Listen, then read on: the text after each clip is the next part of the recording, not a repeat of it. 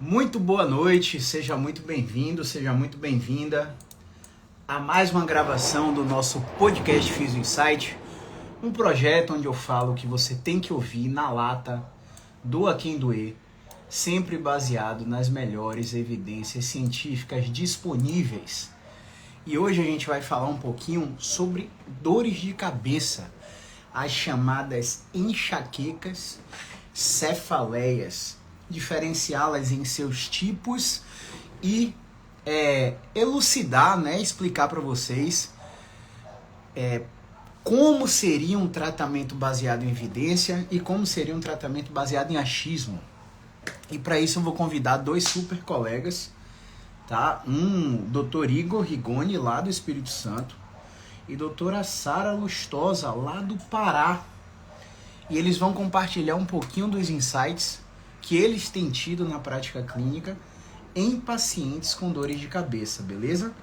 Então, enquanto eu estou chamando eles, vocês vão falando aí de onde vocês são, por gentileza, deixando aí nos comentários de onde que vocês são, para ver se a gente extravasou o solo soteropolitano.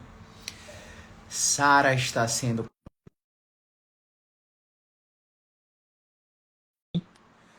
Igor também está sendo convidado.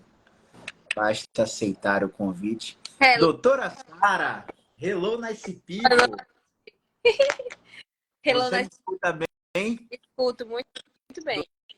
Doutor Igor, seja muito bem-vindo. Você me escuta bem? Sim, senhor. Temos uma missão impossível hoje. Pablo teve uma intercorrência e eu digo impossível porque é muito difícil substituir aquele cara. A comunicação daquele cara é ímpar e a gente vai ter essa difícil missão de tentar suprir os temas que ele iria falar. Em outra oportunidade ele aparece aí com a gente, mas hoje a gente vai ter que se virar nos 30, beleza? Beleza. Então, primeiro de tudo, a gente fez um roteirinho, tá, pessoal? Se vocês tiverem perguntas, a qualquer momento vocês podem clicar nessa interrogação aqui embaixo e mandar sua pergunta, que vai ter momentos da live que a gente vai parar só para tirar dúvida.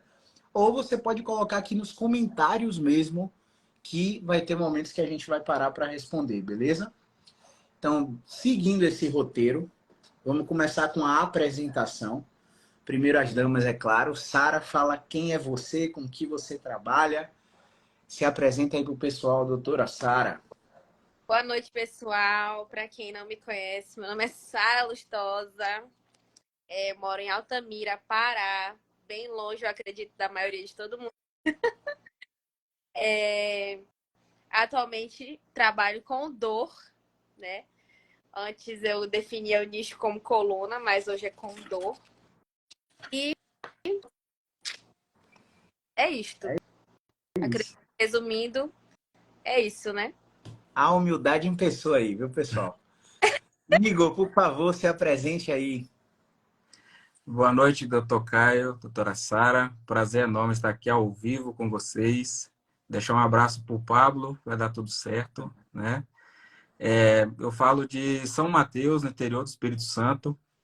Trabalho com tratamento da dor também, tratamento clínico da dor, gerenciamento de casos não tão simples, às vezes complexos, às vezes recorrendo a recursos do nosso método BioExpert para solucionar grande parte dos nossos dilemas, né, de tratamento clínico da dor. Espero aí poder contribuir de uma forma bastante positiva aí com um enorme conhecimento dessas duas grandes feras aí. Com certeza vai, meu querido. Ó, a gente primeiro vai explicar para o pessoal a definição de enxaqueca. A gente vai dar a palavra para cada um de vocês. Muitas vezes eu vou falar, outras vezes vocês vão falar. Mas sintam-se à vontade para adicionar colocações à nossa fala a qualquer momento, beleza? Então, primeiro de tudo, você que está assistindo aí a gente, você que é paciente, o objetivo dessa live é fazer você distinguir o que tem de mais atual na prática clínica do tratamento das dores de cabeça, para que você não vá procurar um profissional sem saber se o que ele está te oferecendo funciona ou não. Separar o joio do trigo. Como em todas as profissões, existem bons e maus profissionais, e como em todas as profissões, existem profissionais que oferecem coisas que funcionam e que não funcionam. Discernir isso é muito importante para que você não prolongue um caso que deveria ser simples, ok? Então, doutor Igor, por gentileza, a palavra é sua. Qual seria a definição de enxaqueca segundo a sua ótica? A sua ótica, única e exclusivamente. Antes de falar da enxaqueca, né, que é a mais conhecida, né, dor de cabeça, que nós conhecemos aí, segundo a classificação internacional, né, de estudo das cefaleias, nós temos aí quase 300 tipos, né, de dores de cabeça catalogadas, e hoje aqui, humildemente, vamos abordar as 4 principais, dentre elas a mais famosa, a enxaqueca. E por que da enxaqueca? É um tipo de dor incapacitante, muito comum de aparecer no consultório, né? É uma dor pulsante, geralmente afeta um hemisfério da cabeça, né? Um lado da cabeça, primeiramente. E por ser de tamanha incapacidade, de gerar tamanha dificuldade da pessoa em viver de uma forma normal as suas atividades, né, da vida diária, ela atrapalha a pessoa a se concentrar, atrapalha a estudar, trabalhar, até mesmo namorar, né? Porque em alguns casos, né, quando essa condição está muito latente, muito forte, essa pessoa pode estar desenvolvendo também uma condição da enxaqueca da forma aura, né? Me corrija se não tiver o termo adequado.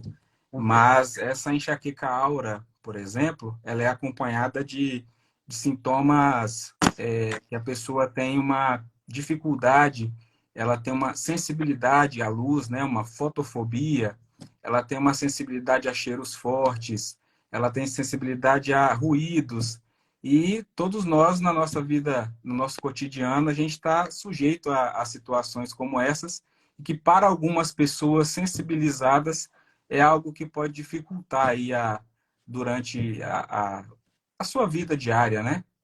Show, show, Igor. Sara, tem algo a acrescentar na fala de Igor?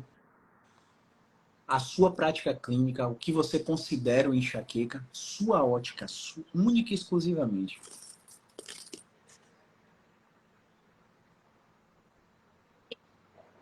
As características que eu observo também com pessoas com enxaqueca é verdadeira, porque tem gente que acha que qualquer dor de cabeça já é enxaqueca. E é o exercício e piora com certo Sara, rapidinho, perdão. Você está no Wi-Fi ou no 3G? no Wi-Fi. Pronto. Faça só a mudança. 3G o quê? 5G agora, né? Faça só a mudança da conexão, porque seu áudio está cortando. Tá. Você fala e trava, fala e trava. Muda aí só para ver se a gente melhora.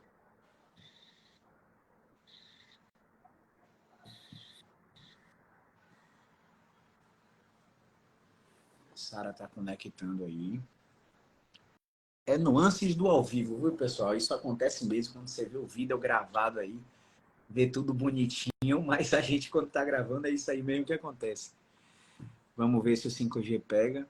Melhorou? E aí, agora eu tô te ouvindo. Vá, jogue duro. Eu ia acrescentar 2 pequenas coisas à fala do Igor, que é... Deu para ouvir? Deu sim. Que todo mundo acha que qualquer dor de cabeça é enxaqueca, mas tem uma característica que eu já observei muito dos pacientes de enxaqueca verdadeira, que é a piora com certos alimentos estimulantes, a galera viciadinha no café, a galera viciadinha, né? E uma piora também dependendo da exposição ao exercício físico. Então, né, são 2 coisas que às vezes as pessoas não sabem, mas que às vezes também precisa ser bem dosado, e aí a gente acaba precisando de profissionais, né? E se você for abordado por um profissional que não sabe disso, você também fica refém de um tratamento que não vai dar certo, né? Com certeza.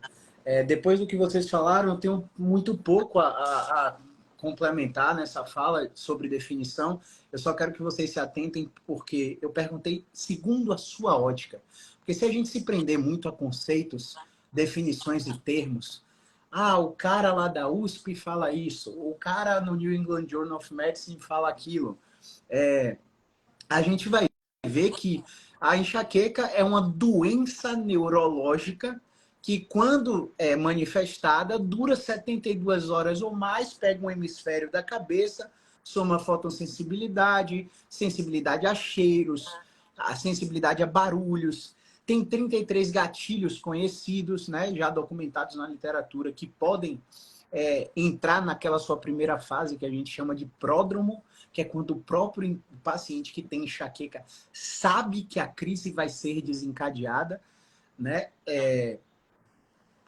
E eu falo segundo a sua ótica porque entre os vários tipos de dores de cabeça que a gente vai falar hoje aqui, dos mais de 300 que o Dr. Igor citou, existe um cruzamento de sinais e sintomas que a gente chama de overlap, onde é quase impossível você definir se eu tenho uma cefaleia insalva, se eu tenho uma cefaleia cervicogênica, se de fato é uma enxaqueca como doença neurológica, até porque a enxaqueca é um diagnóstico de descarte. O paciente vai no médico, faz todos os exames, não encontra nada. O exame de imagem não mostra nada.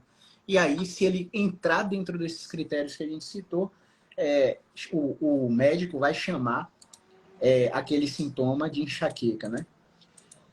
Algumas vezes a Siri vai entrar aqui no meio e vai falar na minha frente, mas não liguem para isso não, tá? E o que a Sara levantou é muito importante, e o Dr. Igor vai falar aqui agora. Dr. Igor, explica para o pessoal, toda dor de cabeça é enxaqueca? Qual que é a sua visão a respeito dessa pergunta? Não, porque a enxaqueca ela tem esses sinais característicos, né, que a gente citou. Até uma pessoa comentou aqui embaixo que a dor de cabeça dela, a Caroline, a dor de cabeça dela só passa depois que ela faz vômito, né? Caroline, tem pessoas que o vômito, ele só é o estágio inicial, vamos colocar assim, porque antes do vômito, ela passa por uma experiência de ver pontos luminosos por cerca de 1 hora, ela fica ali com esse estágio de ansiedade, né? Com esse sintoma visual. E aí, depois que a pessoa vomita, é que ela tem um pico de dor de cabeça, onde ela fica assim de uma forma, como o paciente já relataram, né? De uma forma mais insuportável, se é que isso possa existir, né? Mas o paciente relatou, ela falou, ó, fica mais do que insuportável depois que eu vomito. Eu vejo as borboletinhas e depois que eu vomito, a minha dor piora bastante. Com a Caroline, que ela comentou aqui embaixo, já é o contrário. Depois desse episódio de vômito, ela já tem um alívio dos sintomas, né? E como o próprio Dr. Caio colocou, existem condições que a pessoa ela já sabe quando vai acontecer, né? Já aconteceu de outras vezes.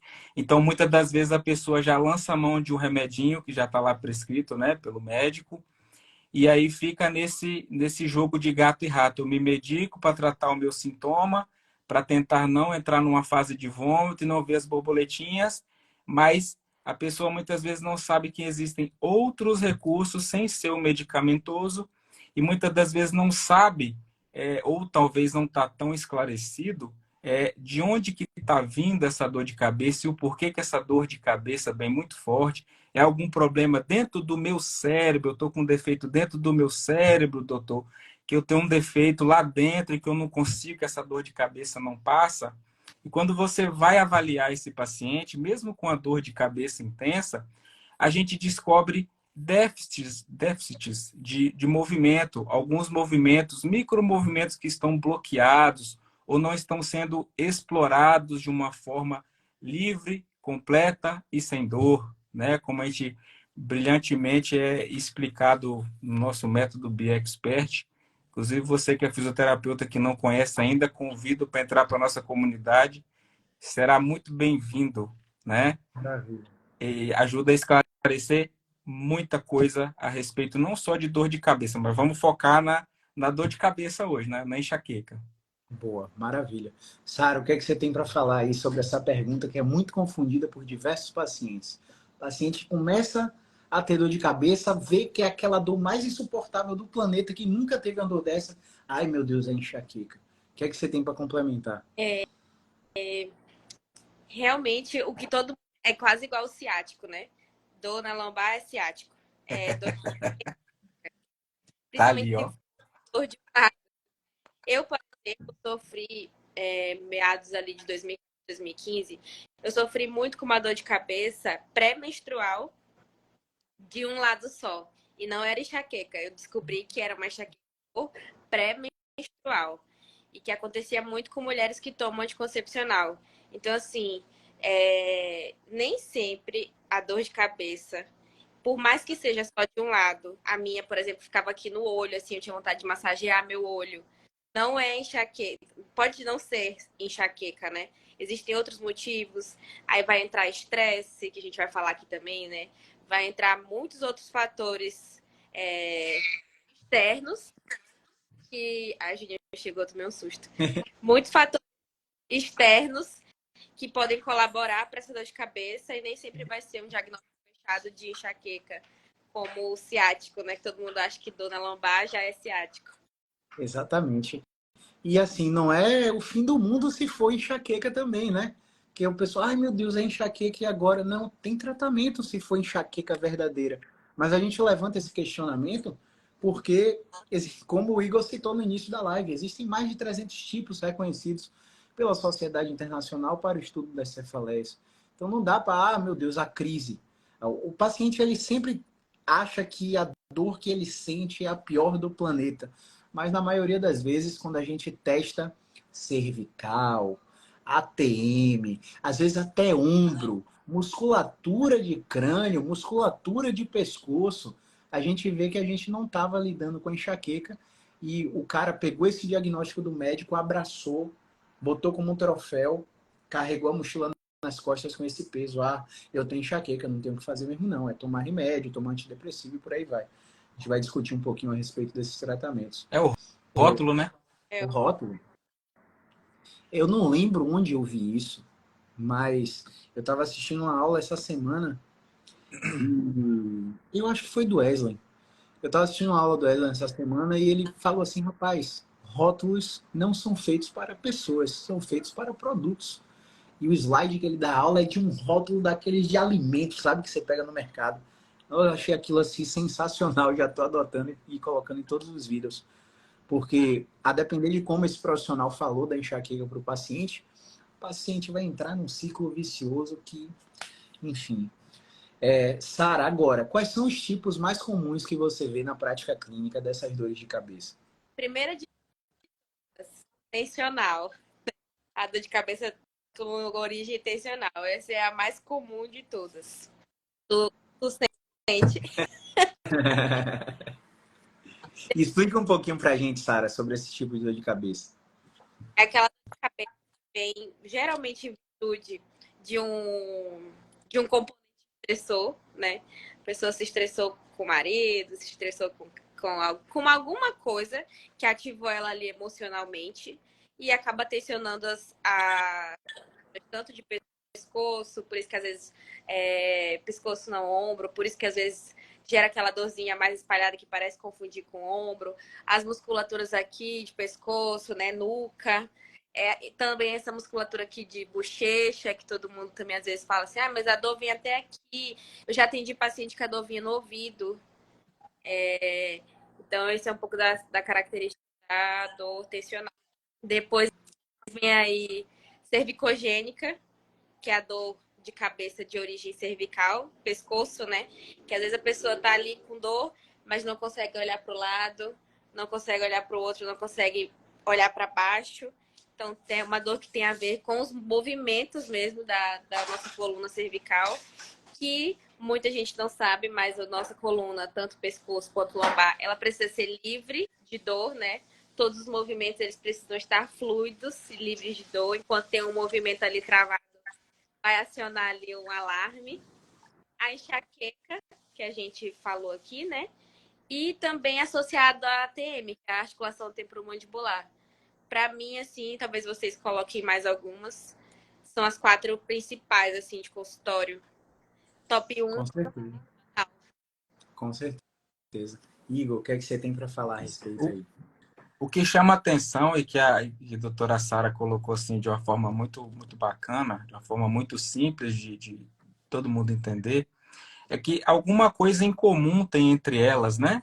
Que é a interdependência regional, né? Que como Sara colocou, que o movimento tem que estar livre, completo e sem dor, se a gente descobre algum déficit de movimento ali, algum bloqueio de movimento, não precisa estar bloqueado completamente, mas se o movimento não está completo, a gente precisa investigar o motivo, né? Porque ali a saída neural, ou talvez o forame lá na sua coluna, ele não está deixando a informação chegar de uma forma correta onde precisa, né? Para inervar lá o seu músculo, a sua articulação. E aí o seu ombro, por exemplo, pode estar com alguma restrição e você sem saber da onde que está vindo onde está originando o seu problema de ombro, por exemplo, que pode estar irradiando, né? Com uma origem cervical, por exemplo, a cefaleia cervicogênica. Então, uma característica assim muito bacana entre todos esses 4 tipos principais seria essa interdependência regional, né? A gente não consegue pensar o paciente de uma forma isolada. Ah, está com a cefaleia cervicogênica, eu vou tratar aqui só base de crânio suboccipitais, eu vou olhar só trapézio, sem investigar de uma forma um pouco mais completa, perceber do paciente o que ele pensa sobre o problema dele, sobre esse rótulo que ele já trouxe muitas das vezes de algum outro colega da área de saúde, sobre uma informação que às vezes ele não tem, que o fisioterapeuta trata dor de cabeça, trata enxaqueca. Ah, mas meu médico já me passou o remédio. Ok, é um SOS ali que você pode estar usando sem problema, foi prescrito, muito bem prescrito, mas se você não procurar, ou se você não tiver um auxílio, uma educação, uma ajuda, né, uma orientação necessária, para isso que nós estamos aqui hoje, para ajudar a clarear um pouco essa situação, a importância de implementação de outros profissionais de saúde nesse processo, né? Que a gente sozinho, nós temos as técnicas fisioterapêuticas, muitas das vezes com terapia manual ou com orientação em neurociência da dor, para educar esse paciente, mas muitas das vezes algumas coisas fogem da nossa expertise prática, né? Da nossa prática fisioterapêutica, né? E aí nós precisamos buscar auxílio em alguns outros colegas, porque como Sara bem colocou, e Dr. Caio também, os aspectos psicológicos, de vivência, de estresse, né, que influenciam bastante nesse aumento de tônus muscular que causa toda essa bagunça aí de dor de cabeça, enxaqueca, cefaleia tensional, de DTM. E daqui a pouco eu vou contar o caso de uma experiência clínica de um paciente que ele sofreu um acidente, ele foi assaltado, precisou fazer uma cirurgia no pé, tá? Lá no calcanhar. E não tem nada a ver fisicamente o calcanhar com dor de cabeça. Aguenta aí que nós vamos abordar isso aí daqui a pouco. Estou curioso. É importante tudo isso que o doutor Igor falou, pessoal, porque a gente não pode mais pensar no conceito de interdependência regional só estruturalmente falando. Ah, mas para minha cabeça funcionar, meu pescoço tem que rodar bem, meu tronco tem que rodar bem. Quando a gente fala em interdependência regional hoje, a gente vai para a multidimensionalidade do indivíduo. Isto é, a gente tem que analisar todos esses aspectos que são biológicos, mas temos que contextualizar tudo isso com aspecto psicológico e com aspecto social. Porque quantas vezes a gente já não pegou paciente que teve uma crise de dor de cabeça quando estava no trabalho e aí recebeu uma explicação fajuta de que a cadeira do meu trabalho não é ergonômica, não é adequada, eu fico sentado prolongado o tempo todo. Aí você vai para a casa do indivíduo analisar o contexto, você vê que o cara tem uma cadeira dura de madeira que deixa ele na mesma posição do trabalho e ele não sente nada porque ele está no contexto de um lar que é feliz, que é próspero, que ele se sente bem, que ele está assistindo o jogo de futebol dele, o Flamengo vai jogar agora, e nada da cabeça tá cá. Mas lá no trabalho dele, ele está com conflito com o sócio, com o funcionário, com o chefe, com o superior, está insatisfeito no trabalho, está sobrecarregado no trabalho. Então, tudo isso são gatilhos também para todos esses tipos de dores de cabeça, beleza? Você vê como é produtivo chamar vocês para falar com o nosso público, porque o roteirinho tinha aqui, ó, o que é cefaleia cervicogênica, o que é cefaleia atencional, o que é cefaleia associada a DTM, e a gente já matou todas essas 3 perguntas. A Sara, ela definiu muito bem em conceitos quais são esses tipos de dores de cabeça, para clarear para você que você pode estar aí sofrendo, achando que tem enxaqueca, e consultar a Sara, ou consultar o Igor, consultar a mim, ou qualquer outro fisioterapeuta musculoesquelético, e a gente identificar um músculo, e inibir esse músculo, te ensinar o movimento para você auto-inibir esse músculo, e você experimentar o alívio da dor, porque sua cefaleia era tensional, não era enxaqueca. Ou você simplesmente ter a experiência de ir num fisioterapeuta e o cara te colocar um movimento na torácica e diminuir sua dor de cabeça. O que é que minha torácica tem a ver com a cabeça? Ou o cara chega, você deitar na maca do Igor, reza a lenda que quem deita na maca do Igor não quer mais sair de lá, e o cara simplesmente abrir sua boca, ele colocar a mão dentro de sua boca, mexer na sua boca e acabou sua dor de cabeça. Claro que não é mágico assim, num processo de um atendimento, nem eu quero que pareça isso, mas é só para desmistificar essa crença de que, toda dor de cabeça que eu tenho é enxaqueca. E aí, assim, antes de dar a palavra para a Sara, uma dessas falas ia ser do nosso querido Pablo, que não pôde estar aqui hoje. Por que elas são diferentes da enxaqueca? Porque, gente, a enxaqueca, ela é um quadro de doença neurológica, como eu falei. As outras são quadros de disfunções musculoesqueléticas. Por que são diferentes? Porque quando você bota atividade física nas outras, o paciente melhora. Quando você pega um paciente com enxaqueca e bota ele para fazer um polichinelo de 3 minutos na sua frente, o paciente quer xingar sua mãe pedindo para parar e não quer mais ver sua cara pintada de ouro. Porque a enxaqueca vai piorar com a atividade física. Ai, meu Deus, tem enxaqueca. Peraí, sobe aqui no pedal. Sobe aqui na esteira, dá uma corridinha, faz um polichinelo, faz uns saltos de aterrissagem, faz flexão de braço, fica ofegante na minha frente. Como é que tá a dor? Eu cheguei aqui com dor e o paciente começa a dar risada. Isso não é enxaqueca. Enxaqueca verdadeira pode até ter todos os sinais de enxaqueca. E você está somatizando pelas informações que você recebeu. Mas quando você é submetido à atividade física e melhora, não é de enxaqueca não é com enxaqueca que você está lidando. Então, essa é a principal diferenciação que a gente faz em consultório. Sara, o que é que você pensa disso aí? Por que elas são diferentes de enxaqueca? Olha, aí eu acredito que vocês já colocaram tudo. Acredito que colocou tudo aí sobre essa diferenciação. Não tenho nada a acrescentar nesse. Igor, tem algo a acrescentar nisso aí? Não, tá perfeito. Show de bola. Então vamos nessa, vamos seguir. Sara, quais são os tratamentos que os pacientes têm disponíveis para essas condições de dores de cabeça? O que é que você vê aí no Pará? Puxar uma sardinha para fisioterapia, né? Claro. Sempre acredito que é ideal com o fisioterapeuta, porque a gente avalia, consegue fazer essa diferenciação de um para o outro. E se a nossa avaliação, que é muito final, a gente vai ver aspectos sociais, aspectos emocionais. Quando a gente faz essa avaliação, a gente costumo falar assim, ou se ele é para um psicólogo, ou se ele é para um nutricionista, ou se ele é para um médico especialista, né, um cefalista. E esses são os principais profissionais que me vieram em mente, que é a gente, o nutricionista, e o médico e o psicólogo, porque é o que rege ali, né, a questão do caso que não é tão assim. Então, se for para falar assim, os principais profissionais disponíveis, acredito que são esses. Não sei se vocês acrescentariam mais. Igor, o que é que você pensa disso aí? Quais são os tratamentos que esses pacientes têm disponíveis?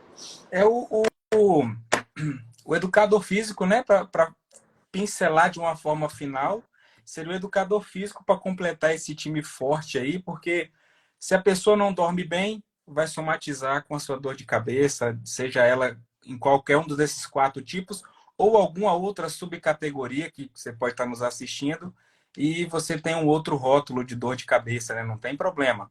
Mas esses profissionais, somados ao educador físico, eles vão contribuir de uma forma assim exponencial para que você resolva o seu problema, porque o remédio ele é um fator, o fisioterapeuta ele é outro fator e com certeza para você aí que não sabia que o fisioterapeuta trata a enxaqueca ou as cefaleias, já vai ser um auxílio assim de grande valia.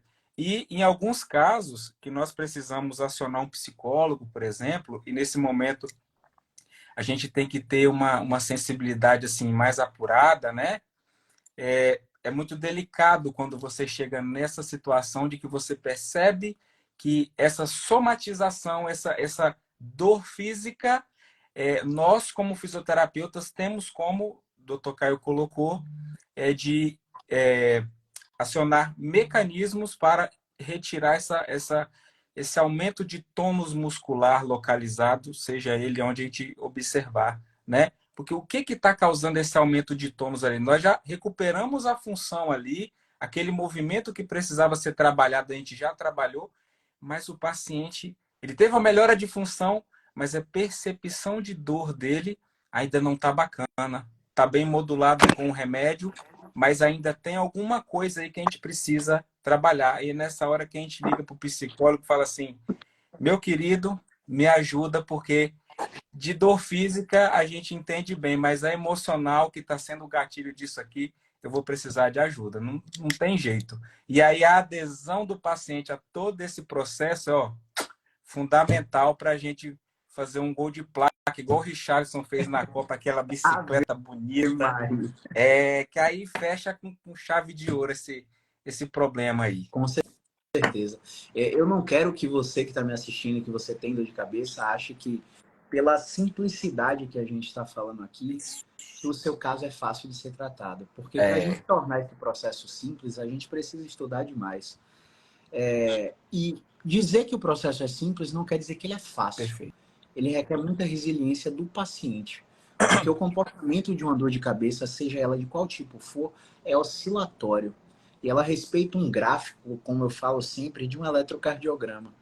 Quando você estiver no pico, você vai querer me xingar, vai querer abandonar o tratamento, vai achar que fisioterapia não funciona. Mas quando a gente vai analisar o questionário que a gente te aplicou lá na primeira consulta, você está usando menos remédio, você está com menos frequência de crise. Quando a crise está vindo, está mais intensa. Você voltou a fazer sexo com seu marido, com sua esposa, que é uma coisa que muitos pacientes omitem, mas na metade do tratamento para final, ele começa a pegar a intimidade no contexto pessoal com a gente e revelar coisas que ele não revelou na consulta. Então, o buraco é muito mais embaixo e requer muita resiliência do paciente. Em relação ainda aos tratamentos, claro que, obviamente, não é só fisioterapia que existe, né? Os médicos, muitas vezes os neurologistas, eles não estão preparados para lidar com esses tipos de dores de cabeça. Por quê? Todo mundo acha, dói na cabeça, é o cérebro, é o neuro. Mas o neuro tem uma subespecialização, onde ele se torna cefaliata. Por exemplo, aqui em Salvador eu só conheço 3. Então, quando você vai num cefaliato, o tratamento medicamentoso é muito mais específico quando você vai num neurologista geral. Vou dar um exemplo de um caso que eu atendi, que é uma paciente lá de São Paulo, atendimento online, com enxaqueca crônica diária. Não vive um dia há 15 anos sem dor de cabeça. A intensidade dela foi reduzindo na 6ª semana. Da 6ª semana em diante, o sintoma dela estabilizou.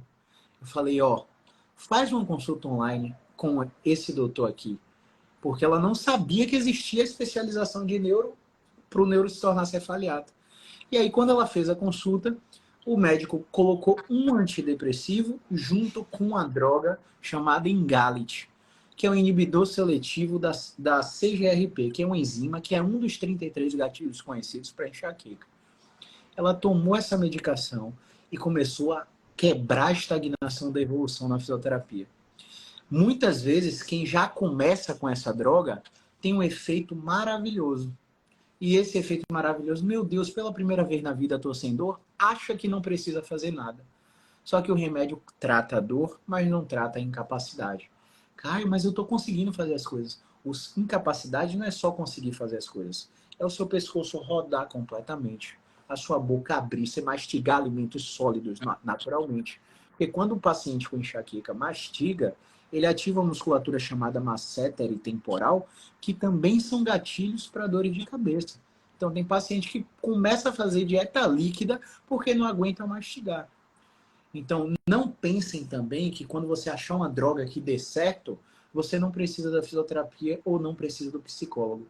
Porque muita coisa que faz sua dor de cabeça perpetuar é comportamental. E quem intervém nessas coisas é o psicólogo especialista em TCC.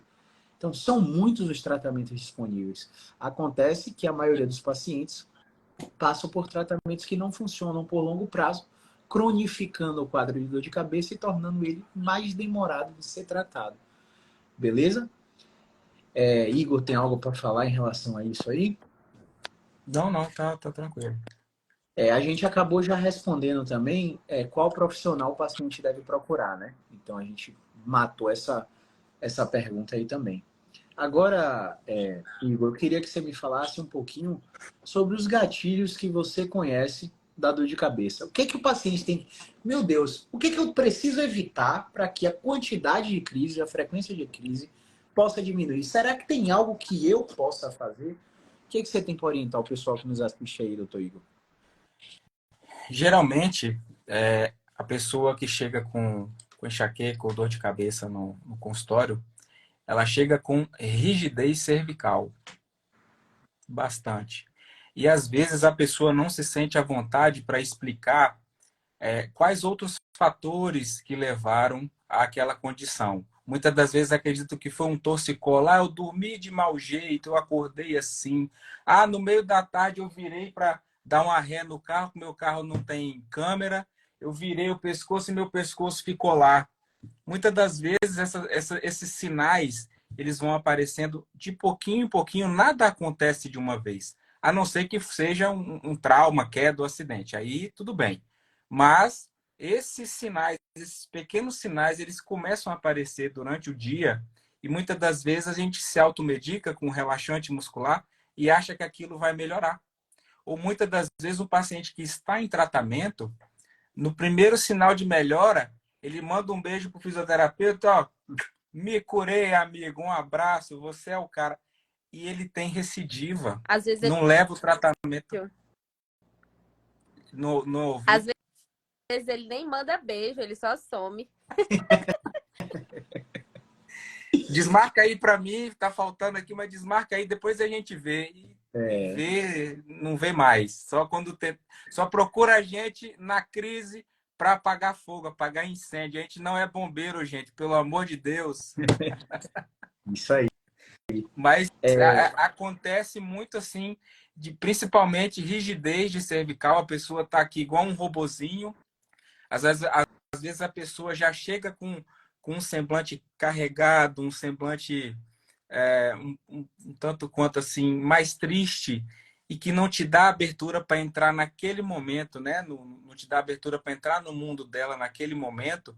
E a gente vai investir nessa parte mais muscular, mais física, que com certeza vai ajudar a destravar e a desbloquear esses movimentos. Mas se a gente não for buscar um pouquinho mais a fundo o que está acontecendo, a gente vai ficar enxugando gelo. A gente vai ficar enxugando gelo e aí a gente chega num momento de estagnação do tratamento. E a gente precisa pensar em alternativas para que esse paciente siga em evolução. E nesse momento é muito importante, nós como profissionais de saúde, para você paciente que está aqui assistindo a gente, a participação de vocês nesse processo, a adesão a essa proposta de tratamento que o seu fisioterapeuta, ou o seu dentista, o médico, o educador físico que viu que você está com a dificuldade em algum movimento lá na academia que ele identificou, não negligencie esses sinais. O profissional ele está ali te acompanhando, ele tem uma visão de cada profissão, de cada área, né, de atuação, ele tem uma visão específica para o mesmo problema. Então, não negligencie esses profissionais que estão te acompanhando. E se ele falar, você não está executando esse movimento aqui certinho aqui na academia, podia ver o fisioterapeuta, ou podia prestar atenção em quais momentos do dia isso acontece. Às vezes você restringe um movimento na academia achando que tem uma lesão no ombro, que tem uma lesão no...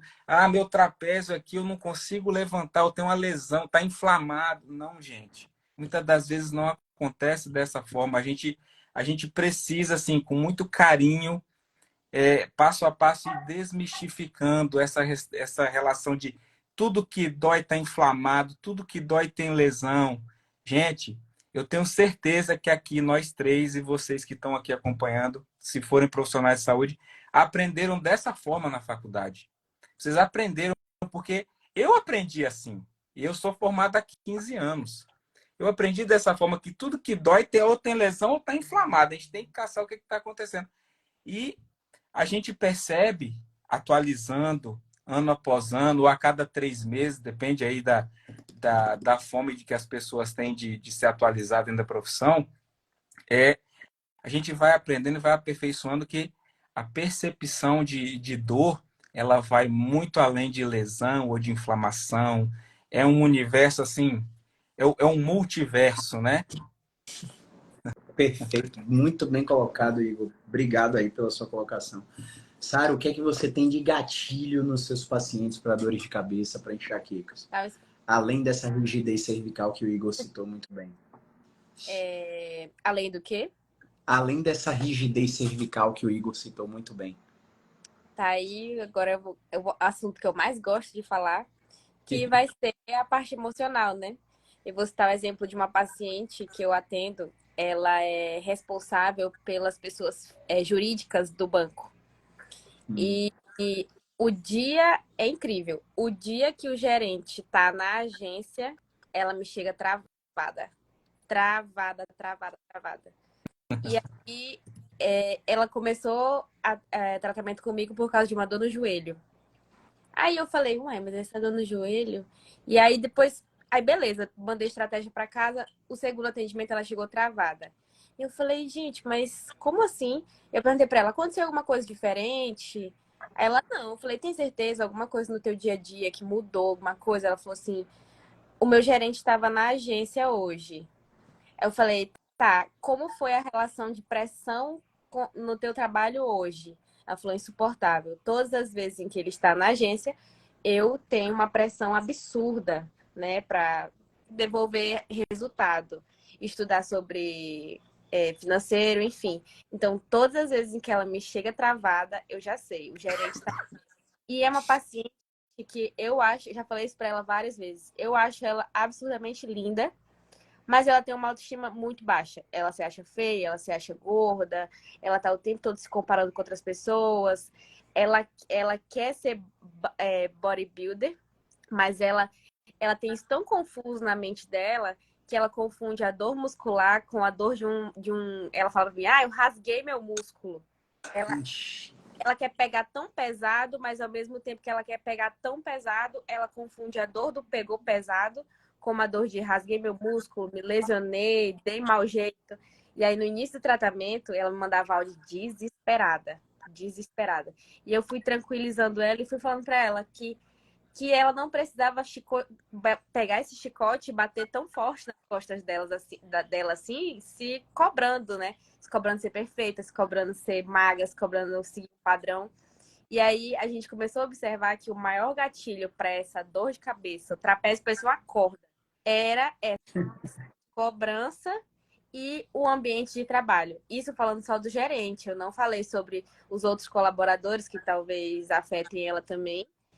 E ela tem um marido que trabalha viajando e ela tem uma filha que não é desse marido. Olha a situação. Então, o marido trabalha viajando, ela fica sozinha com essa criança, ela se sente super, hiper, mega sobrecarregada. E aí tem esses três aspectos que, assim, viram uma bomba. Uma bomba relógio, assim, a ponto de explodir. Então, e ela é uma pessoa extremamente agitada. Ela chega no consultório assim. Eu falo, ei, calma, calma, calma, calma, que duas ansiosas não vai dar certo nesse ambiente. Embora as duas acelerar, eu tô com calma, fala com calma. Se eu deixar, ela tá no 420.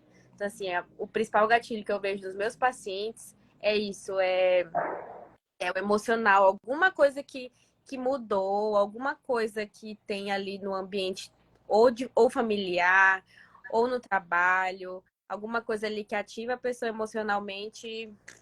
Eu tenho uma paciente que ela não deixa, quando ela está em crise, ela só me procura também como band-aid.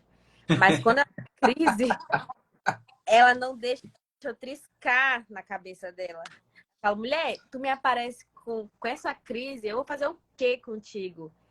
Que a gente tem intimidade, eu falo, me dá vontade de pegar vocês e arrastar a cabeça no asfalto. É brincadeirinha, viu, gente? Mas é porque quando tu vem já com o balde derramando, não tem muito o que fazer. É estabilizar e depois tratar, mas as pessoas não querem tratar e muitas das Pagar vezes fogo. as pessoas não querem olhar para esse lado emocional. Por quê? Porque dói, né? Porque dói. É difícil eu assumir que eu tenho um casamento assim, que eu me sinto sobrecarregada. É difícil eu assumir que eu tenho um trabalho que está me estressando, mas essa paciente mesmo que eu citei, ela não é da minha cidade, ela veio de outra cidade, não tem rede de apoio, não tem assim. Então, é muito complicado olhar para as nossas feridas, para os nossos demônios, né? Então, é um assunto bem delicado que eu vejo assim que é um gatilho master para dor de cabeça. Maravilha, perfeito, assim, não, difícil acrescentar na fala de vocês. Assim, além de tudo isso aí, a gente pode olhar simplesmente para o chocolate que você come depois do almoço. O café. Para o café que você toma de manhã, ou se você é como eu, não seja como eu, não. Eu durmo 3 horas por dia. Eu tomo 2 litros de café por dia. Não é certo o que eu estou fazendo. Tudo isso é gatilho para dor de cabeça. Sono, café, chocolate.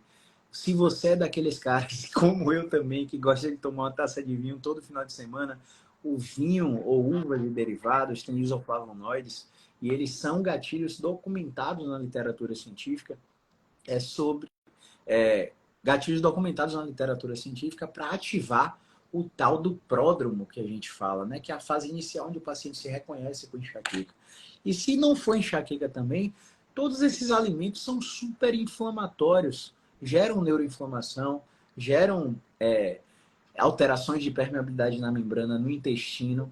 Então, nesse aspecto, o nutricionista entra maravilhosamente bem no paciente com dor de cabeça, porque o que você come interfere em tudo. Essa situação que a Sara citou da bancária, né? Caramba, velho.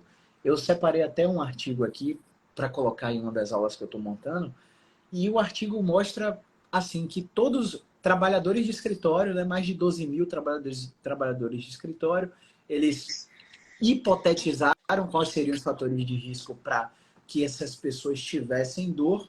E os fatores de risco da hipótese dos pesquisadores era quanto tempo sentado, era uso do teclado, ergonomia na cadeira, sobrepeso. E no final do acompanhamento desse estudo, por 2 anos de acompanhamento, sabe o que é que eles acharam? Percepção de esforço dado por recompensa recebida no trabalho. Se ela é pobre, você tem 3 vezes mais risco de dor. Se você tem depressão, você tem 2,5 vezes mais risco de dor. Se o tamanho da sua família é maior do que 3 membros, você tem mais risco de dor. E a gente não sabe por quê. A gente só sabe o desfecho. Olha, esse cara aqui que tem 4 membros na família tem mais dor do que esse cara que está só com o cônjuge, que está só com um filho e o cônjuge. Não sei, a gente hipotetiza que a carga de responsabilidade sobre a vida como um todo já gera uma excitação cerebral, né? E o paciente pode desencadear dor de cabeça por isso. Queijos, leite, tudo isso é gatilho para enxaqueca. E aí, vou no nutricionista, ele vai cortar tudo se eu falar que eu tenho enxaqueca? Não. Só de reduzir, você continuar com... A gente come sempre mais do que a gente deve, gente. Se você pegar e parar uma balança de pegar uma balança de precisão para pesar quanto de arroz você coloca, quantos ml de leite você coloca, você vai ver que você come muito mais do que o necessário. Então, não necessariamente o nutricionista vai tirar esses alimentos, mas vai educar você com quantidades menores, substituições mais prazerosas, né? Vai questionar, você está comendo ou você está se nutrindo? Você está pensando no desfecho final, que é o seu objetivo? Ou você está pensando naquele prazer imediato ali? Eu trago um um estudo de desenvolvimento pessoal, que é o estudo dos marshmallows. Todo mundo que faz coaching, programação neurolinguística tem acesso a esse estudo, que eles pegaram crianças e deram um marshmallow para eles comerem agora, e se eles esperassem 2 horas os pais voltarem, eles ganhavam outro marshmallow se eles não tivessem comido o que os pais deixaram. Acompanharam essas crianças por 20 anos. E depois desses 20 anos, os mais bem-sucedidos na vida como um todo foram aqueles que tiveram resiliência, esperaram, não foram no prazer imediato, pensaram na recompensa de longo prazo. Com dor não é diferente. Se você tem dor de cabeça ou enxaqueca, você precisa pensar, ó, daqui a 3 meses, como eu quero estar? E daqui a 1 ano? Eu quero continuar assim? Se foi idoso, então, meu Deus, você quer continuar assim e ter cada vez mais incapacidade e dependência dos outros? Eu acredito que não. Então, tudo que a gente está falando aqui é para conscientizar vocês que não é na crise que você tem que procurar a gente. O trabalho antes da crise é muito mais efetivo. Na crise ajuda? Ajuda, mas não tanto quando você está lá no início dos seus sintomas. Beleza? A gente separou aqui para falar também. A gente matou essa pergunta também, né? O que é que pode influenciar na dor de cabeça? Vocês falaram muito bem. Essa aqui o Pablo ia falar, eu vou passar para vocês. Qual que é o problema, pessoal? Vamos parar para responder 2 perguntas que chegaram, tá? Mas antes vamos falar só disso aqui, que é muito importante.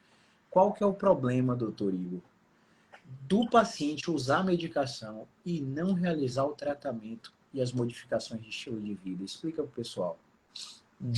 Dificilmente ele vai ter um resultado ali, a expectativa alinhada com a realidade. Esse é o principal fator, porque ele precisa ele precisa entender, não vamos colocar aqui nada como obrigatório, tá? Mas ele precisa entender que o processo dele vai além do medicamentoso, que ele está usando uma ferramenta. Se essa uma ferramenta fosse suficiente, ok. Mas ele vai perceber que durante o processo, só a medicação e a troca de medicação não está alinhada com a expectativa dele. Porque qual seria a expectativa dele? Não ter dor de cabeça, ou que as suas crises sejam mais espaçadas, enfim. Mas a realidade dele é totalmente diferente. E tem paciente que chega para a gente e fala, não aguento mais tomar remédio porque me dá dor de estômago. É uma sobrecarga gastrointestinal que as pessoas às vezes negligenciam. E fica com esse tratamento medicamentoso, não é só o remédio que é bom, só o remédio, porque o remédio, gente, ele é um negócio muito bom. Você coloca na boca e engole, acabou o problema. Não dá trabalho, você só tem que lembrar do horário de tomar o remédio. Porque não tem dificuldade. Você vai pegar o comprimido, vai tomar e acabou o problema. Qual que é a dificuldade da adesão nas outras propostas de tratamento? É justamente você ser o protagonista dessa história. Você não terceirizar o cuidado da sua saúde apenas ao profissional de saúde. Porque, gente, nós estamos em 3 aqui. Eu garanto que nenhum dos 3 aqui sabe fazer mágica. Porque se souber, eu compro o curso amanhã. Eu compro o curso amanhã, porque eu vou querer fazer isso também. Com um passe de mágica, eu resolvo o seu problema. Não precisa nem tomar o remédio mais. Amanhã você já está sem dor. Então, é justamente alinhar expectativa e realidade. O que eu posso te oferecer? O que você está esperando receber de mim ou do seu tratamento Essa é a principal percepção que o nosso desafio como profissional de saúde, de alinhar essa expectativa nossa do que a gente pode oferecer e do que o paciente está querendo receber, que às vezes o paciente ele está querendo mágica. E mágica a gente não sabe fazer. E muitas das vezes existem profissionais que prometem esse tipo de situação, né? Tá, mas fulano prometeu, mas fulano conseguiu, não conseguiu, né? Por isso que você veio aqui para mim. E eu tô te falando, não tem segredo.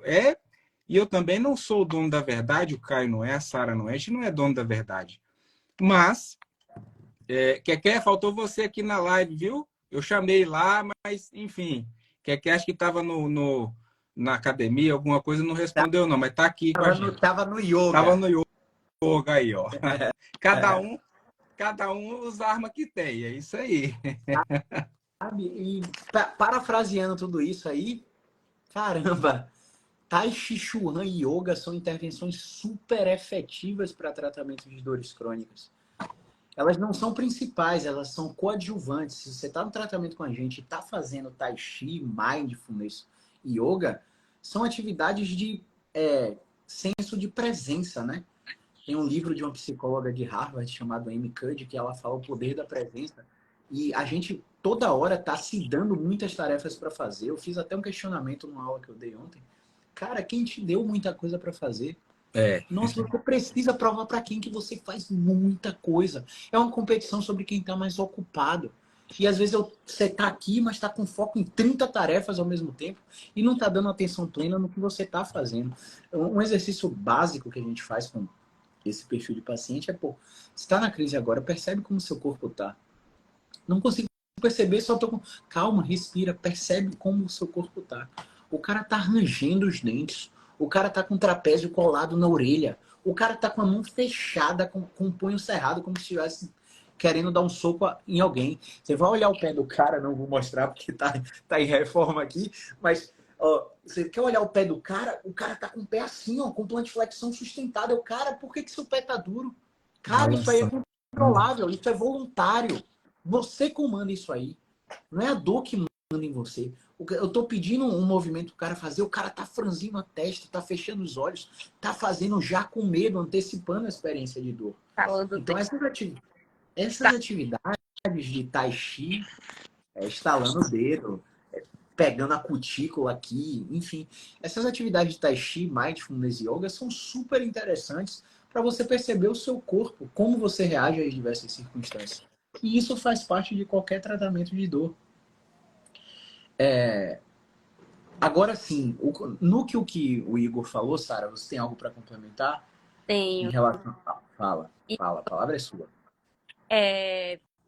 Que a pergunta é qual é o problema, né?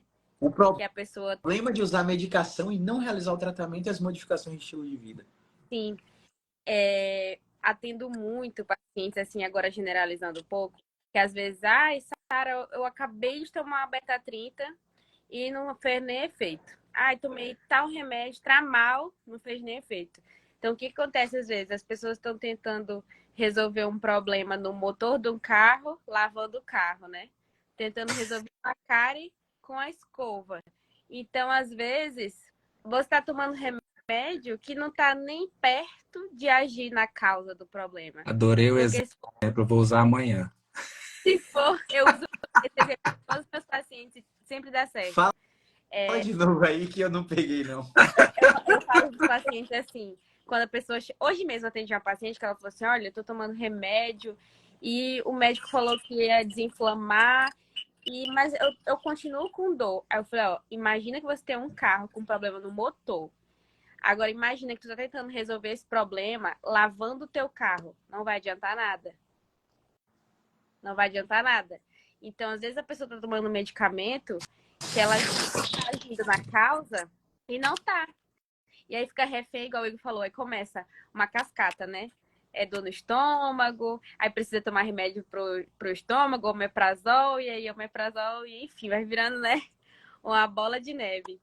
E era isso que eu queria acrescentar sobre o medicamento, que às vezes acaba gerando esse contexto todo aí, né? E não age na causa.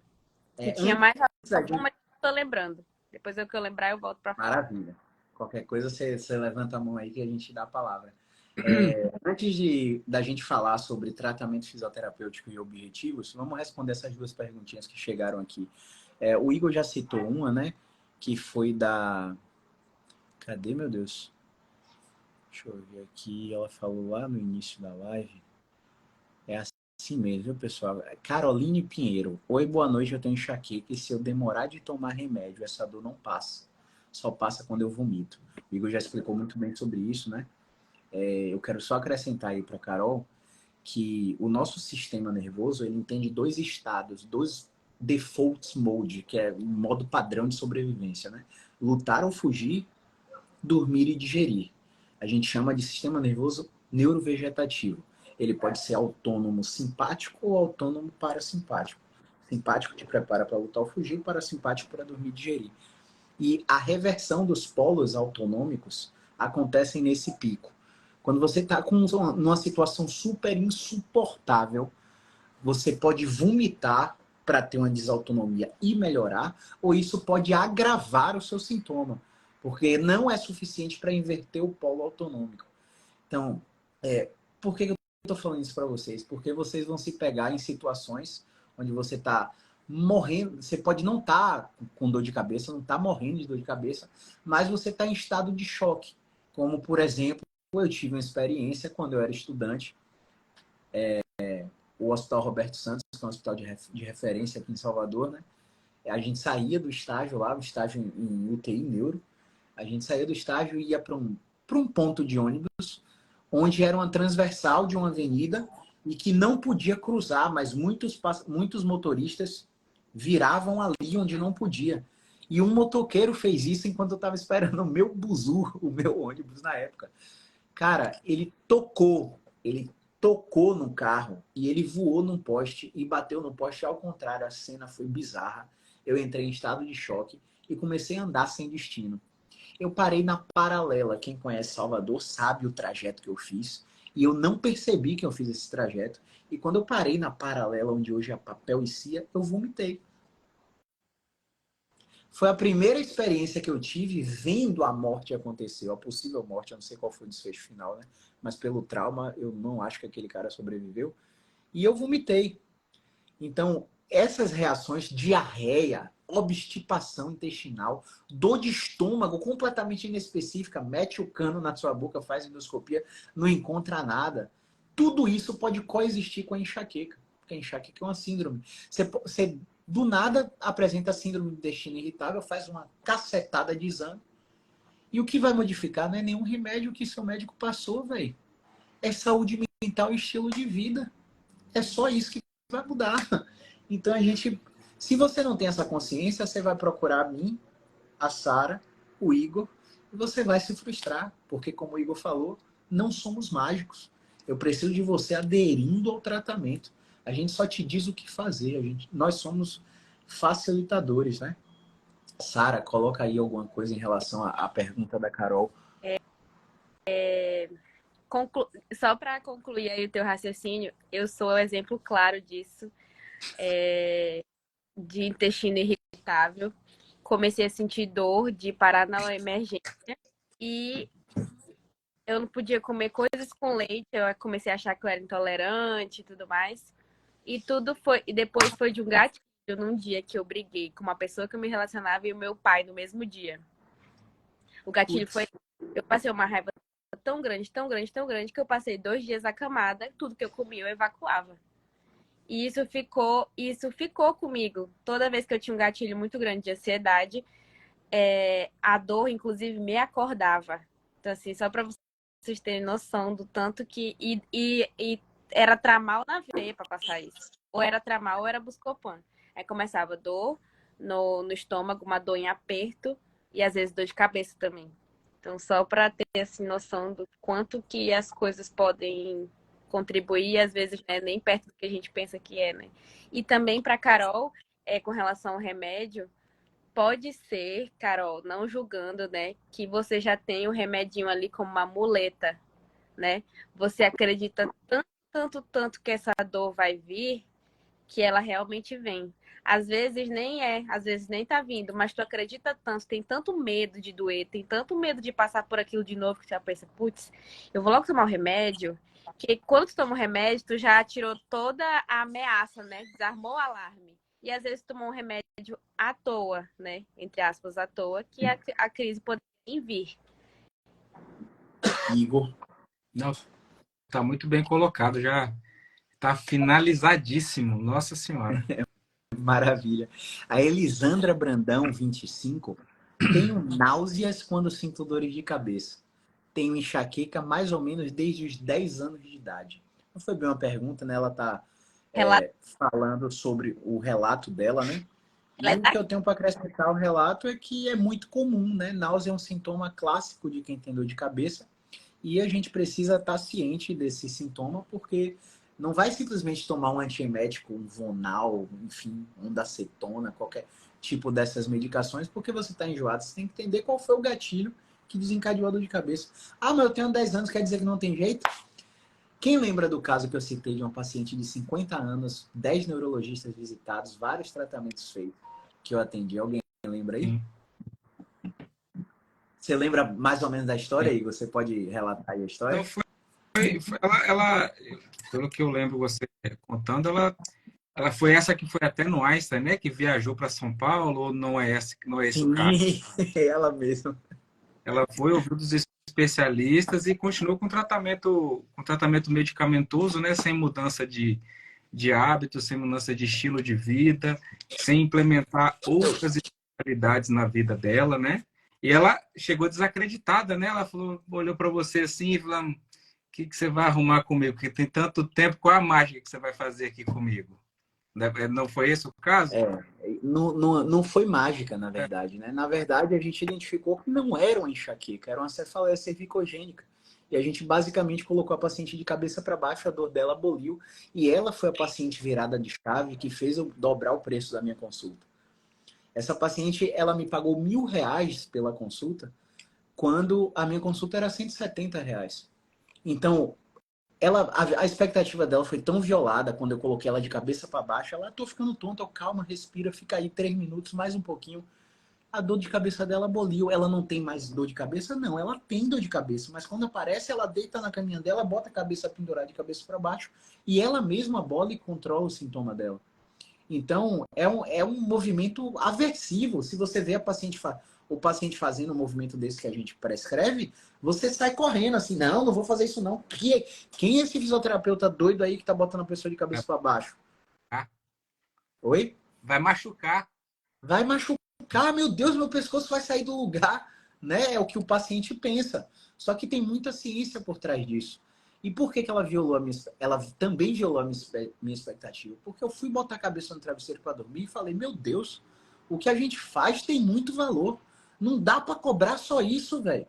Eu cobrava isso e tinha 12 pacientes na agenda todo dia, não respirava, estava obeso, hipertenso, sem tempo para fazer atividade física, tinha acabado de terminar um relacionamento porque não dava atenção para a pessoa, tipo, não tinha tempo para nada. Eu não, obrigado por ter me conhecido, obrigado por ter me pagado muito mais do que eu merecia, o que eu achava que eu merecia na época, e obrigado por me fazer reconhecer o valor que eu tenho.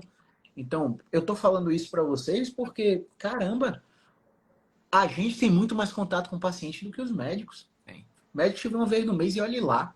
A gente tá te vendo toda semana, às vezes 2 vezes por semana, se for pós-operatório, 3 vezes por semana. Então, a relação de conexão humana que a gente tem com esses pacientes é muito maior. Tem médico que Beleza? atende em pé, tem nem cadeira. Como é? Tem médico que atende paciente em pé, não tem nem cadeira. E eu falo isso, parece brincadeira, mas é real, tá? Acontece, tá, disso. Com certeza. Ó, a live ficou pesada, viu? Maior psicóloga do Brasil está presente, viu? Pelo amor de Deus. Detalhe, nós 3 somos pacientes dela, viu? Só para você ter ideia. Ó, beleza, vamos prosseguir aqui. Último tópico. Vamos abrir com a Sara e depois o Igor coloca e eu tento complementar vocês, tá? Tratamento fisioterapêutico e objetivos. Materializa aí, Sara, na prática para os pacientes. Pô, eu tô procurando fisioterapeuta, o cara tá me fazendo alongamento, tá mandando eu puxar a cabeça para trás. É só isso que tem a fisioterapia tratar esses pacientes? Explica aí para o pessoal. Então, gente, não é só isso. Eu acredito que uma hora que eu esqueci o que eu ia falar era também sobre isso, que as pessoas também tendem a achar que tudo é passivo, né? Tudo é o físico que tem que fazer por mim, tem que ter o choquinho, tem que ter uma ventosinha, tem que ter, né, a massagem. E aí muitas pessoas se assustam quando a gente fala assim, olha, hoje eu não vou nem triscar em ti. Porque um dos pilares pelo menos do nosso tratamento, né, é o que? A autonomia. Então, tu vai saber o que vai dar certo contigo e numa hora de crise, de desespero, sabe lá onde tu esteja longe da gente, tu já vai saber o que dá certo contigo. E aí tu só vai precisar da gente quando tu não estiver conseguindo mesmo contornar essa situação, né? Então, um dos pilares é te dar autonomia para que tu consiga resolver os teus BO sozinho. É igual na terapia, né? A gente tem que aprender a lidar com as nossas situações para não ficar refém do psicólogo pro resto da vida, né? Então, com a fisioterapia que a gente trabalha, a gente gosta muito disso para não deixar o paciente refém da gente e aí você acaba economizando muito mais, né? Porque você não fica ali pagando sessão e melhora num dia, no outro dia piora, melhora num dia, no outro dia piora. Então, o tratamento, para quem não está entendendo assim, é avaliação. A gente avalia o paciente, por exemplo, o Caio falou da paciente que ele colocou de cabeça para baixo, mas não é todo paciente que a gente coloca de cabeça para baixo, não vamos assustar todo mundo, mas tem alguns pacientes que vão melhorar e vai zerar com de cabeça para baixo. Então, avaliar cada caso, saber o que cada caso precisa. Nós somos 3 pessoas aqui e às vezes as 3 com dor de cabeça, Caio precisa de que a gente solte a musculatura da bochecha dele, às vezes o Igor precisa de retração e às vezes eu preciso ficar de cabeça para baixo. Então, tem essa sistematização, né, de paciente para paciente. O tratamento não consiste em ser só um tratamento passivo, onde o físico precisa fazer por você. Tem essa questão da autonomia e é você também ser muito educado, voltando agora ali na Carol, que vai ter educação em dor, para você conseguir manejar a dor e ter gerenciamento de estresse e ansiedade na hora que aquela dor parece que vai aparecer ou na hora que ela de fato aparecer, né? O desespero, o estresse, a ansiedade não vai ajudar em nada nisso, então a gente precisa a gente não é psicólogo, né? Mas a gente consegue ensinar vocês um pouquinho como manejar isso e a gente ensina o caminho também para procurar o psicólogo para conseguir, né? Ajudar 100% nisso aí, porque a gente não pode abrir ferida, a gente não tem o poder de fechar a ferida, mas são essas 3 coisas assim que me vêm muito importante para deixar claro para um paciente que é o que a gente precisa fazer para que você consiga ter um resultado efetivo, né? Na questão da dor de cabeça. Maravilha. Igor. Sobrou nada. Sobrou nada. Aplausos. Não tem mais nada para falar, que essa mulher já matou a cobra. Tem. Pior que tem. Tem, sempre tem, vai. Tem. Tá escondendo ouro. Assim, nos casos de pacientes assim que chegam para nós muito sensibilizados, né? Naqueles casos que obrigatoriamente, mesmo depois de a gente passar o GPS no paciente, a gente identificar que não tem como intervir, como a Sara falou. Aí nós vamos usar de terapia manual. É quando um anjinho vem na nossa orelha, né? Como o Caio sempre explica, toca nele, Jesus. Bota uma Pode agulhinha. tocar nele. Bota Exatamente. Uma Bota uma agulhinha. Vamos ajudar a desligar esse músculo aqui. Vamos ajudar a ir destravando de uma forma bem delicada, com bastante jeito, para não gerar uma experiência de movimento ruim nesse paciente, para que ele já não se proteja de uma forma prévia, não fique hipervigilante, pensando que aquele movimento vai causar dor, porque o bom é repouso, né? Claro que não. Pode até existir em algum momento da sua crise, você precisa ficar quietinho e ok, mas você precisa seguir alguma estratégia de movimento. Eu acho que eu não publiquei esse vídeo ainda, mas vou publicar, pense você comigo, que eu venho da terapia intensiva, tá? Sim. Então, pense você comigo que mesmo lá aquele paciente comatoso, deitado em cima de um leito, mesmo o paciente que não sabe nada da vida dele, porque ele está em coma induzido, mesmo esse paciente, ele precisa de uma estratégia de movimento.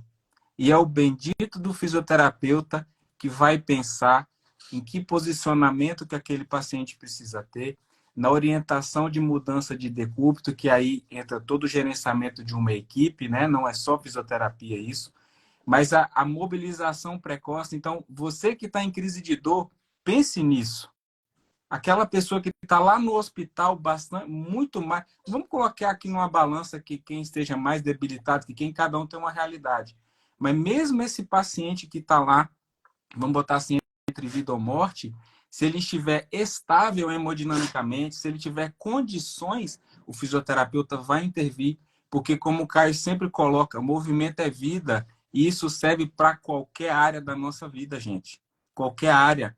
Então, se você pensar que esse paciente está lá na UTI, que ele está parado lá, igual um ser inanimado, você está enganado. Tem um fisioterapeuta lá, pensando uma estratégia de movimento para que você possa sair o mais rápido possível dentro das suas condições clínicas, né? Que você possa sair dessa realidade. Então, existem estratégias, como a Sara bem colocou, existem as estratégias passivas que nós podemos intervir e existe o seu protagonismo como paciente para a gente ser uma engrenagem que faça isso funcionar de uma forma, assim, não perfeita, mas da melhor forma possível, né? Maravilha. Olha o que a Tati colocou: o fisioterapeuta é o anjo e o demônio do paciente internado. É mesmo. Exato, Com certeza. perfeito, Com perfeito. certeza. Sensacional. O Kellerman endossou isso aí. Gente, ó, eu quero. O que o Igor falou aí é tão importante porque nós, enquanto seres humanos, tendemos a fazer uma generalização de toda experiência de dor.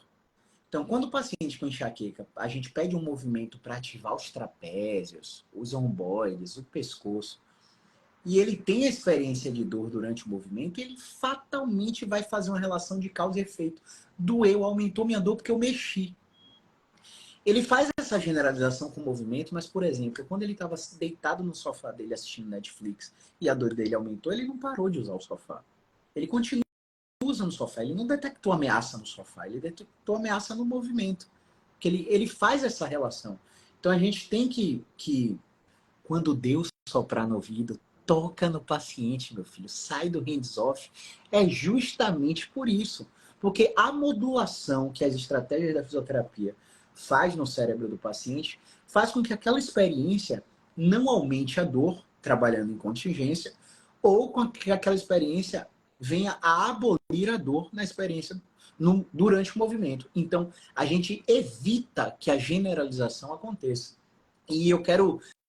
O Igor foi para a hemodinâmica aí, voltou lá para a época da UTI e fez um convite para a gente aprofundar o processo, né? Então, eu vou aprofundar um pouquinho, porque eu estou vendo que tem profissionais da saúde aqui, tem fisioterapeuta aqui, mas vou tentar ser didático para quem não é também, para quem não é da área da saúde também.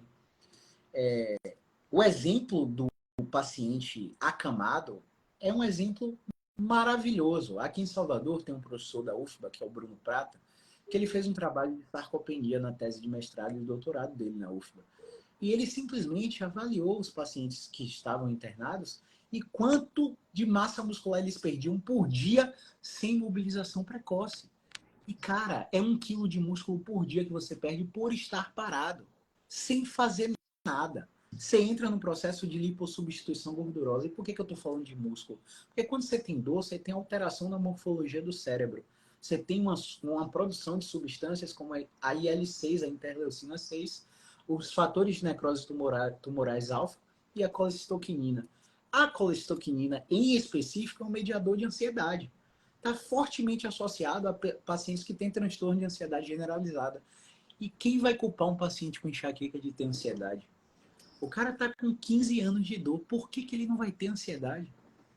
A ansiedade ela é uma resposta normal, mas nesse paciente ela se torna disfuncional. Então, como que um paciente desse não vai estar com fisioterapeuta e psicólogo? Como que ele não vai estar com o educador físico fazendo exercício para prevenir a degradação de massa muscular? Como que você vai achar repouso que é bom, né?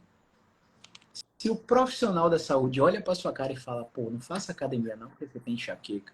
Faça atividade física não. Faça repouso. Tome essa medicação. Saia correndo desse profissional, ele não está atualizado. Beleza? Sara? Eu tinha alguma coisa para falar quando o Igor tava falando e eu esqueci. Tudo bem. Ó, vocês dois, a gente vai falar sobre as considerações finais, né? E assim, vocês dois têm uma tarefa agora que sair da live, caixinha de perguntas nos seus stories sobre dor de cabeça e enxaqueca. Eu também vou colocar. E amanhã, ao longo do dia de consultório, as perguntas que chegarem para mim, eu vou marcar vocês para vocês responderem nos meus stories. Beleza? Considerações finais. Sara, vai lá, Igor, você ia falar. Que a Tati falou aqui. A dor Vai. emocional ativa as mesmas áreas do cérebro que a dor física. Maravilha. E é uma expert que está falando isso, viu, pessoal? Com certeza, né, gente? Vocês sigam ela. Maravilha. Considerações finais. Sara, Considerações finais. qual a mensagem que você deixaria para os pacientes que sofrem com dor de cabeça e enxaqueca? Primeira coisa, muito clichê, mas que me veio agora sim, tem tratamento. Não precisa achar que tá tudo acabado, né? Achar que tá tudo arruinado por conta dessa dor de cabeça. Seja ela intensa ou não, a gente nunca pode julgar a dor do outro, né? Mesmo que tenha aí 10, 20 anos, tem como melhorar e tem como a gente evoluir isso, né? Mesmo que seja de passinho em passinho, mas você não está fadado a sofrer o resto de uma vida aí com dor de cabeça. Primeira coisa que eu diria, assim. Meu Deus do céu, Zé Siqueira tá on. Tati de um lado, Zé Siqueira do outro. Pelo amor de Deus, continua. E o sinal caiu aqui, viu? Grande Zé. Pessoal, rapidinho, só uma pausa aqui para fazer um merchan gratuito aqui. O Zé Siqueira tá com curso de comunicação terapêutica. Vixe! Ó, olho fechado e um abraço, decola de foguete, vai pro perfil desse cara, clica no link da bio, pelo amor de Deus, faz parte disso, tá? Vai lá, continua, Sara. Agora eu vou passar pro Igor, né? Que eu já Sim, acredito que eu já concluí a minha fala aqui. beleza, vai lá, Igor. Eu vou só cumprir a promessa, contar aquela história rapidinha do paciente do pós-operatório O tempo é seu. de tendão de Aquiles. Ele sofreu um assalto, né? E aí, por N motivos, ele rompeu esse tendão. E por outros motivos, ele demorou para fazer a cirurgia, houve um erro médico, enfim. Ele, quando chegou para mim, ele já tinha 1 ano nesse processo e ainda não conseguia andar de uma forma adequada. Nós conseguimos recuperar esse tornozelo, ele estava começando a correr na esteira e ele tinha uma expectativa alta. Ele é engenheiro ambiental, de voltar para a empresa, ir para campo, visitar. Ele estava com expectativa alta, só que, por algum motivo, ele não passou na perícia e ele não conseguiu retornar. Ou ele passou na perícia, só que o médico do trabalho não aceitou voltar para onde ele queria. Tem 1 ano e meio essa história. Não vou me lembrar dos detalhes. Mas o que eu quero dizer? Teve um dia que ele me ligou, final de semana, e eu fui lá no consultório, no sábado de manhã, foi setembro do ano passado, se eu não lembro. Ele precisou ir ao consultório. Eu abri de forma emergencial, porque ele chegou assim, ó, travado, há 4 dias sem se alimentar, com a dor de cabeça absurda. Eu perguntava o que estava mais incomodando, era dor de cabeça. Eu falei, você está conseguindo comer, homem? Não, mas isso aqui eu consigo abrir a boca um pouquinho. Totalmente travado. Ele falou que nunca tinha acontecido aquilo. O que eu quero falar com isso? Por que ele travou essa musculatura? Foi por causa do pé? Indiretamente foi. Qual a relação biomecânica que tem o pé com a cabeça? Nenhuma. Me corrija se eu estiver errado. Nenhuma. Agora, os fatores que levaram aquele travamento de mandíbula, que ele não percebeu que fosse uma dor de cabeça, ele falou, eu não sei o que você vai fazer por mim, mas eu vim aqui porque eu estou morrendo de dor de cabeça. Eu não tenho, já tomei remédio e nada me melhora.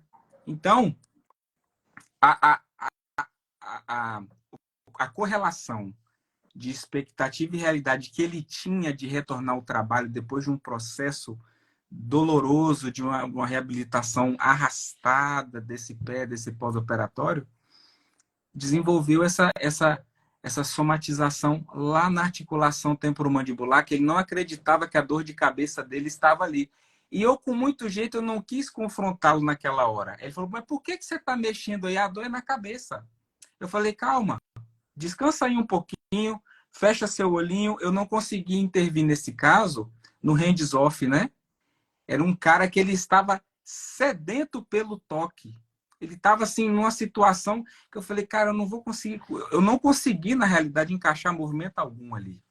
E aí o anjinho vem no ouvido e fala, toca porque não vai ter jeito, você vai ter que botar a mão aí. Coloquei a mão, a gente fez terapia manual, fez as agulhinhas mágicas, né? Fizemos todo um trabalho ali e a dor de cabeça dele passou. No dia seguinte, o feedback dele foi o seguinte, cara, a fisioterapia fez o que remédio nenhum fez. E eu tenho o print dessa conversa, tá? Eu tenho o print dessa conversa. Então, assim, pessoal, para fechar, tá com dor de cabeça, tá com enxaqueca, seja lá qual rótulo que você tenha, tem tratamento. Aproveita essa live, essas informações que nós colocamos aqui hoje. Busca essa informação, coloca lá no Google fisioterapia e enxaqueca. Lê um pouquinho sobre o seu problema, não acredita só no que o profissional de saúde está ali te falando, ou com uma solução só medicamentosa, por exemplo, uma plaquinha que o dentista te deu lá para o bruxismo, que você está achando que você vai tratar só com aquela plaquinha. Não, gente. A plaquinha faz parte do tratamento. Mas, ó, temos fisioterapeutas aqui aptos, capacitados para atuar, né, como ferramenta assim, importantíssima para te ajudar aí nesse processo e te ajudar a caminhar de uma forma mais tranquila, devolver função para sua vida, né? Maravilha, Igor. Ó, não dá pra gente acabar depois da... Porque uma coisa puxa a outra, né? Você colocou a odontologia no meio e, tipo, cara, assim como a nossa profissão, a odontologia e a psicologia e a medicina são sobrecarregadas de 95% de pseudociências. E uma dessas falsas ciências que é ensinado na odontologia é que o cara que tem um apertamento, ele vai responder com a placa miotensiva. E a gente recebe esses pacientes com dor de cabeça associada a DTM com a placa na boca. Cara, faz o seguinte, seu corpo funciona de uma forma só. Não importa se seu é médico, é psicólogo, é fisioterapeuta, o objeto de estudo é o ser humano. É a mesma coisa. O profissional só enxerga você de uma forma diferente. Eu quero que todo mundo que esteja assistindo a gente fique em pé agora por um minutinho só. Só fique em pé. Beleza. 1, 2, 3. Ficou em pé, maravilha. Agora você, naturalmente, se desequilibre para trás. Jogue seu corpo para trás levemente, como se você fosse cair. E observe o que acontece com a ponta dos dedos dos seus pés. Se não aconteceu nada, por favor, se desequilibre mais um pouquinho. Me diz o que aconteceu com seus pés. Isso é um reflexo neurológico chamado reflexo de endireitamento.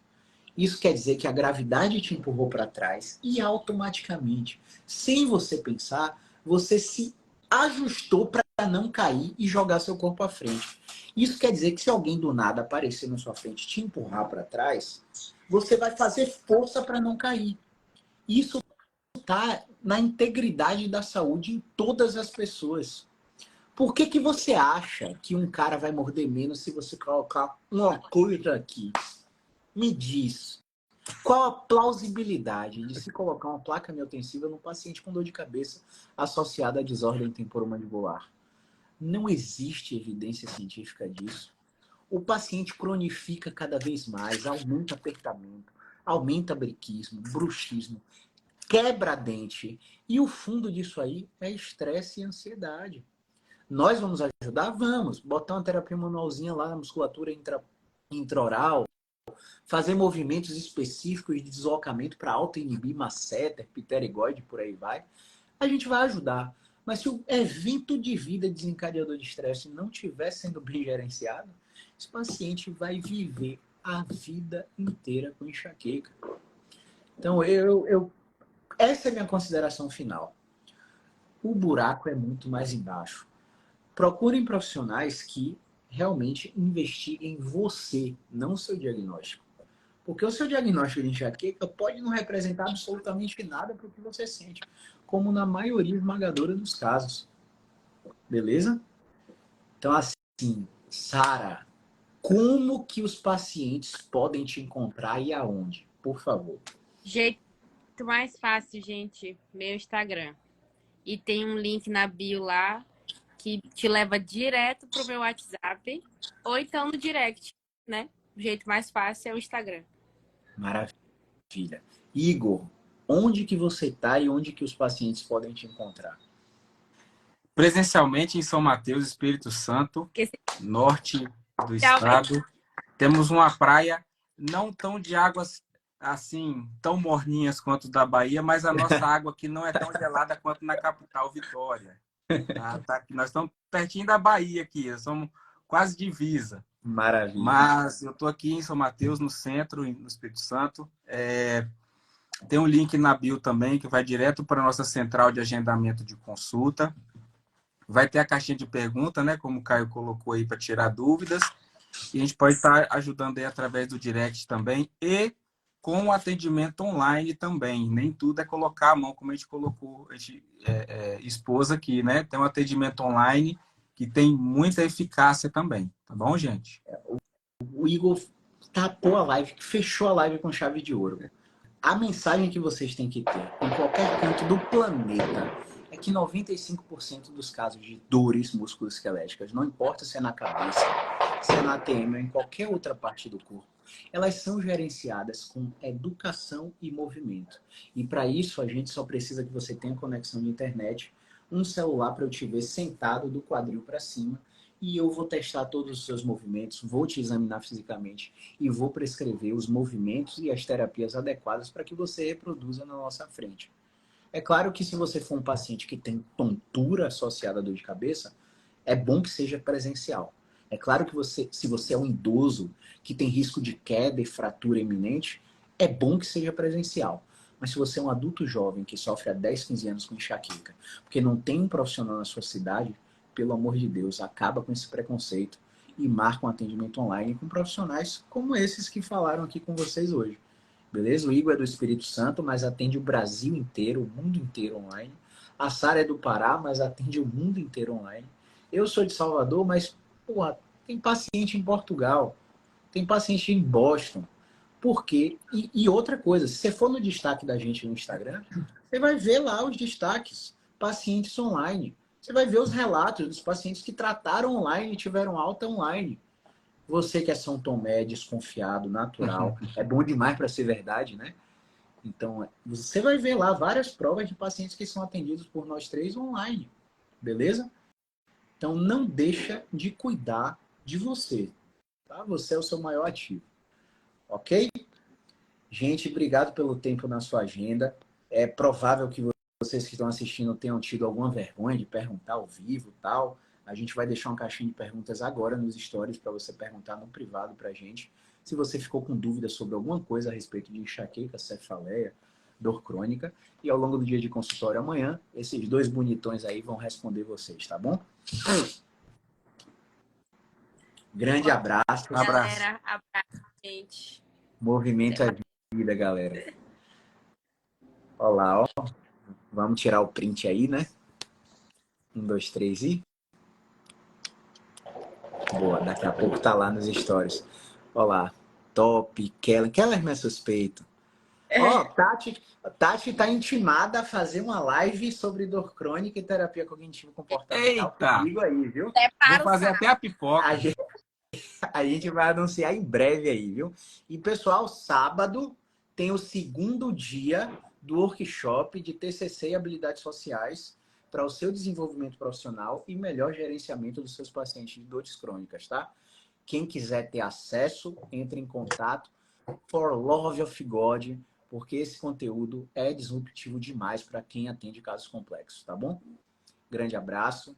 Movimento é vida. Tchau, gente. Boa noite. Buenas noches, muchachos e regaças.